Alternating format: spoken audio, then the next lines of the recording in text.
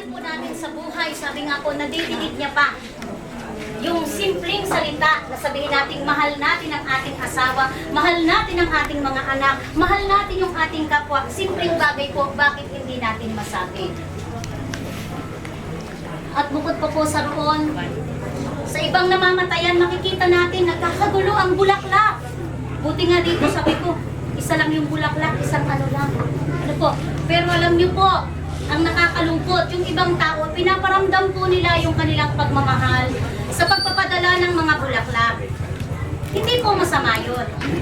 Pero, ito lang po yun.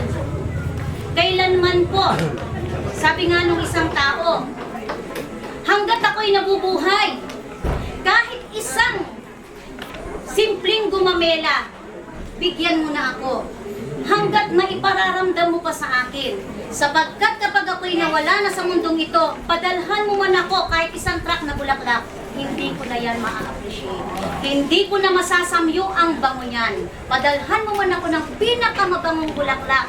Padalhan mo man ako ng pinakamagandang bulaklak. Kailanman, hindi ko na masasamyo, hindi ko na makikita ang ganda niyan. So sa atin po mga naiwan ni Tatang Bayakan, ang nais po niyang iparating sa atin, bagamat malungkot po ang pagkikita-kita po natin dito.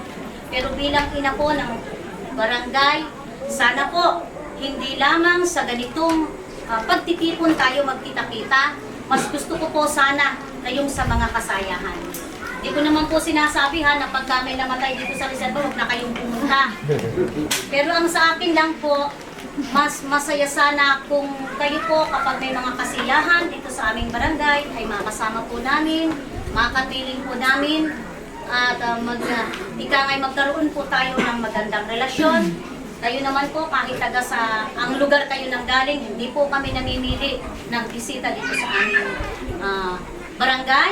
Hindi po kami namimili, kahit kayo ilumot, igorot o ano paman, ang isipin po natin, tayo po ay kapwa-tao. Yes. Kaya sa inyo pong lahat, sa pangalan po ng Sangguniang Barangay ng Reserva, muli po pinapabot namin ang aming taus-pusong pakikiramay at sana po ang pamibighati ay huwag po natin panatilihin sa ating puso. Move on po tayo para sa bagong bukas. Magandang gabi po. Marami pong salamat sa pagkakataon. Salamat. Sana sa lahat po. Sa nga pong palakpakan ito po na malungkot sa physical ng dami natin ang mga sitwasyon na ito nakikita natin nagaganap sa buhay. Pinahatid po ng ating mahal na ina ng barangay ang sige, Ilocano ko na para sa kanila. Imbagana, iti mulaon, iti puso na, may papan, iti isuna gamin, iti kapitana, dito yung barangay Reserva. Kaya't na nga idanon, iti panagyaman na, iti kinaimbag na ito'y nga lulo, wino amayo, pagsatyo. Lulo, iti balibayo, pagkwana.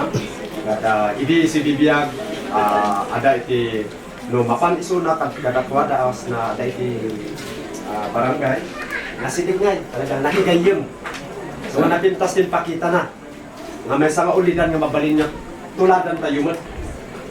Dati kaya't nga, ibagan ni Kapitana, i-appreciate na dahil kinaimbag. Dahil ito'y nga lulo, amayo, alitaw yun, na niya ipagkakayo, kaya lulo nga bayakan. At iyay launay, shortcut ko lang nun, talang nga ulit ako yung pag-ariyay, basta dahil kinaimbag dahil ito'y si-bibiyag na tintas nga ulidan para kada tayo nga si-bibiyag ka na ito'y na-chip. Kaya nang sawan, mangibati tayo man. Dumdeng tayo awat tayo nga dumdeng tikas tayo Walang hindi dating sa ganitong sitwasyon. May oras nga lang at panahon.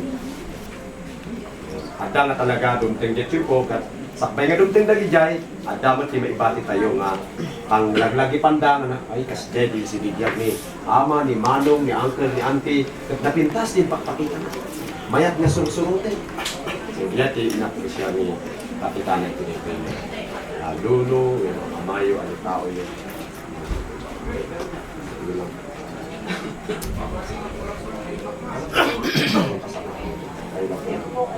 Kasi baga ako yung kumakalam.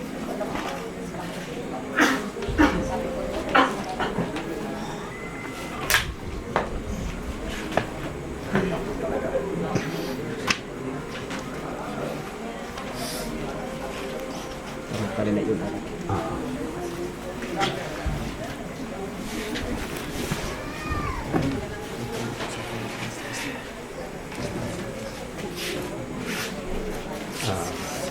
Naimbag na rin kay amin, dali na sakbay tuloy pa yung kami, kaya po ngayon lumutibiyang. Siya yung unang anak may Rasinyo. Guys. Well, ituloy ko nga rin sa dati ba ay kandak mo kay Rasinyo kung daway nga ang istorya mo di kasip na ang salamat niyo na kayo ang pinaklan na tapos na iba. Laki nagpaiso na ng amali ay so kung umalis na yung lugar, awatan na ko lang na kakapuyak sinang galing pa nagsa-alis na yung Tagalog yan. Sumali yung Ilocano, may kapitanan, umawatan na Tagalog. Ngayon, tagwar, nagpaiso na. Imay ni amami ito'y reserva. Napansin min na kami nga kakausap at dati na nadlaw mi kanyanan kas lang kumain ka na kami nga iguro to inungnang at sina kati daktumot nga bagyamanan may tanaawat isuna ito kad dakayo ti kasla nang pasingpot kanya na ito kalugar numampay dahil inami daktalmut tinaalam yung pakin namin ulidan. Inan ano sa amami nga ng ay-aywan nga yung ganay nakasasaad na. Takal di kami tinusyak ko pa yung mga kita di nagtabasa na di amani di bakit talagang nagkakisuntun na why di bang di sakit na ro abon mo balimot iso nga talaga ti amin nga tao is pagturungan natin kasi nga manag like no dakayo nga pa tingkog tapos no dati may silpo yung nga may kwati inbaga ibaga tayo lang tao